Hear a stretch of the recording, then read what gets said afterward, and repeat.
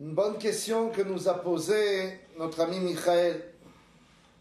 On va la lire ensemble, sa question, et avec l'aide de Dieu, on essaiera d'y répondre. Voilà la question de Michael qu'on est en train de lire, qu'on a reçue il n'y a pas longtemps.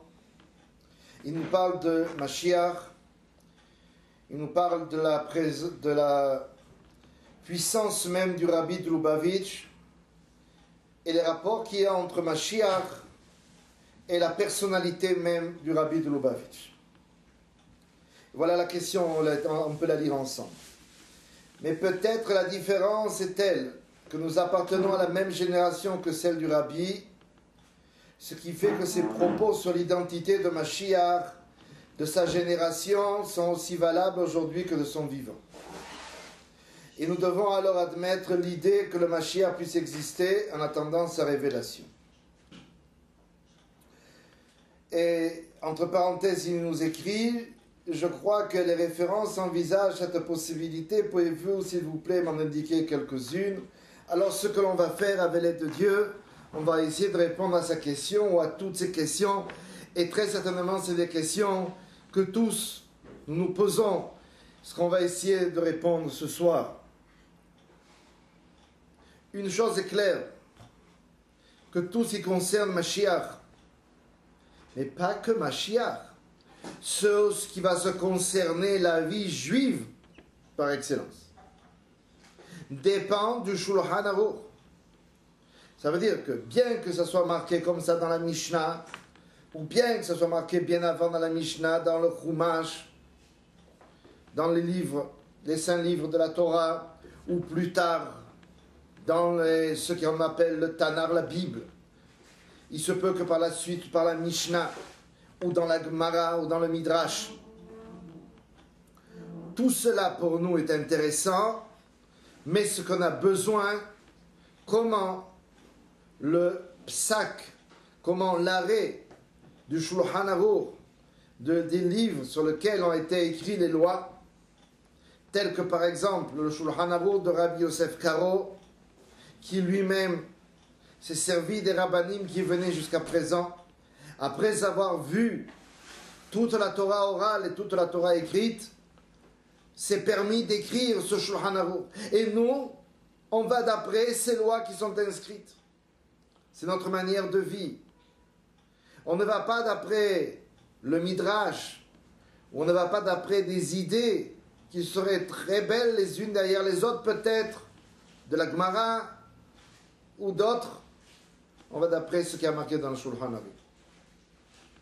Le problème que pose le Shulchan Aruch habituel de Rabbi Yosef Karo sur tout ce qui a rapport avec ce qu'on doit faire quand on rentre en Eretz Israël, ce que l'on doit faire avec la venue de Mashiach. Pourquoi est le problème? Parce que Rabbi Yosef Karo n'en parle pas. Or, le seul parmi les Shulchan Aruch qui existe, qui a parlé sur tout ce qui concerne les korbanot, ce qui concerne le Beth Amikdash, et ce qui concerne la venue de Mashiach, c'est le Rambam. Et donc à ce moment-là, puisque c'est le seul, c'est la seule loi qui vient d'un Shulchan Aruch que l'on doit suivre. Les lois sont marquées dans Ilchot Melachim, dans les lois de Mashiach. Et donc le Rambam nous explique comment on va reconnaître la présence et comment on va trouver le Mashiach. Une halakha que peu de gens connaissent au Perek Melachim, le Perek, le 11e chapitre, dans les lois des rois du Rambam, la loi Gimel, la 3e. Il nous raconte une histoire. Mais si le Rambam nous raconte une histoire, c'est que ça devient de la halakha, puisque c'est dans un livre d'halakha. Ce n'est pas pour nous raconter une histoire, puisque ce n'est pas un livre d'histoire, c'est un livre d'halakha. Alors s'il nous raconte une histoire, ça veut dire que son histoire est une halakha, est une manière de vivre, et c'est comme ça que l'on doit vivre. Dans la halakha Gimel, et on encourage bien sûr toute personne qui ont la possibilité de nous écouter et en particulier toi, Michael, d'aller ouvrir les lois du Rambam et de les regarder et de les étudier. Si vous avez des questions, on sera là avec l'aide de Dieu pour essayer, selon nos possibilités, de vous d'y répondre. On va très vite lire la halakha, c'est un peu en hébreu, excuse-moi Michael. Il y a marqué la chose suivante, ne t'imagine pas que Mashiach doit faire des miracles, doit faire des choses surhumaines. Mechadesh devarim ba'olam, qui doit faire des nouveautés dans le monde. Mechayim etim, par exemple, qui va faire revivre les morts. C'est pas parce que tu trouveras quelqu'un sur ton passage qui te dira hey, viens par là, il te mène au cimetière. Et il vient te dire, tu sais, c'est moi Mashiach. Ah bon, peut-être. Qu'est-ce que tu sais faire?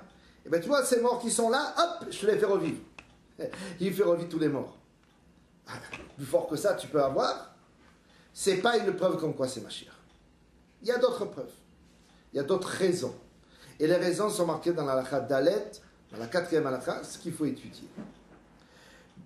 Ce qui a marqué, on va continuer la halakha Gimel. Ve'en adavar kar, c'est pas comme ça, on n'attend pas des miracles de ce Melech HaMashiach. Sha'arei Rabbi Akiva, regarde comme c'est marqué dans la halakha, comme il rapporte ici le Rambam.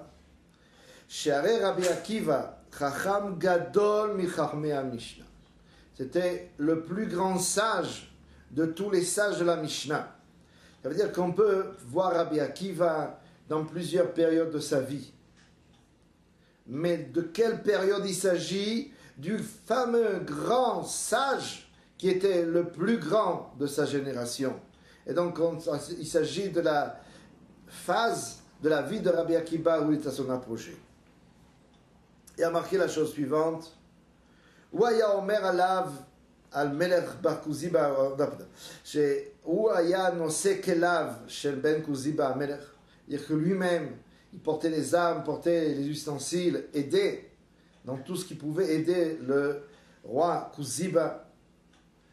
Vehu Aya Omer Alav Shu Melech HaMashiach, il disait chez lui c'est Melech HaMashiach, très certainement qu'il disait devant le Ben Kuziba, il disait Yechia Melech HaMashiach, ou plutôt Yechia Doneno Moreno Verabeno Melech HaMashiach l'Olam Vaed.